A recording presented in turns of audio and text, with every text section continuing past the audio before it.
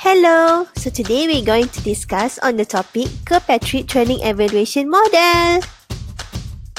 So the first thing that you need to know is that the Kirkpatrick model is the worldwide standard for evaluating the effectiveness of training. It is considered the value of any type of training, formal or informal, across the 4 levels. But first, let me introduce you to Dr. Donald Kirkpatrick. He was a Professor Emeritus at the University of Wisconsin and the Chairman of Kirkpatrick Partners. Dr. Donald Kirkpatrick was the creator of this Kirkpatrick model. The 4 levels were developed in the writing of his PhD, evaluating a human relation training program for supervisor. In industry, he served as a training director for International Minerals and Chemical Corp. And as well as Human Resource Manager of Bandit Product Aerospace Division. So why is it important? First is to improve the program, to maximize transfer of learning to behavior and subsequent organizational results, to demonstrate the value of training to organization, to determine whether the training is effective or not, and to determine whether the training should be continued or discontinued. So the first level called as reaction. This level measures how trainees reacted to the training.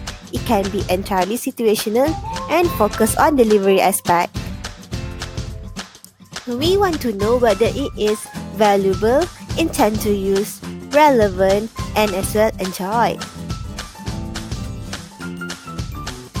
The evaluation tools for these levels are happy sheets, interview, verbal feedback, post-training surveys or questionnaires, body language, and online evaluation or grading by delegates. Second level calls as learning. Learning evaluation is the measurement of the increase in knowledge or intellectual capability from before to after the learning experience. This level is used by instructor and training executive to determine if training objectives are being met. At this level, we want them to learn new skills, knowledge, and as well, we want them to have a competency. Evaluation tools for this level can be done through hard copy or electronic style assessment, online or interview style assessment, and as well through observation. Notes: assessments are given before and after the training.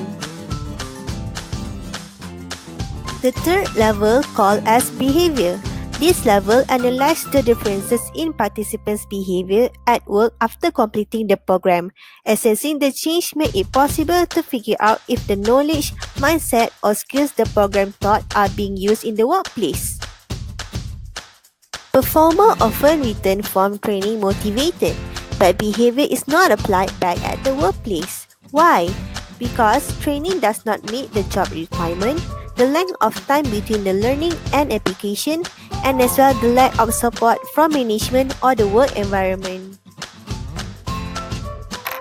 Evaluation tools for this level can be done through first observation, then an interview over the time to assess the change, 360-degree feedback, and the last one on the job testing. The last level is result. Level 4 determines the overall success of the training model. The result evaluation is the effect on the business or environment resulting from the improved performance of the training.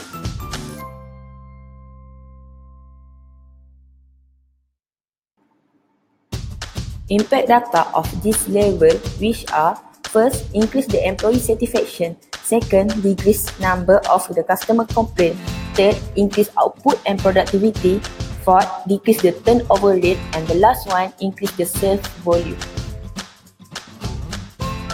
The evaluation tool for this level can be done through financial report, quality inspection, conduct follow-up need assessment, and the last one, send post-training survey.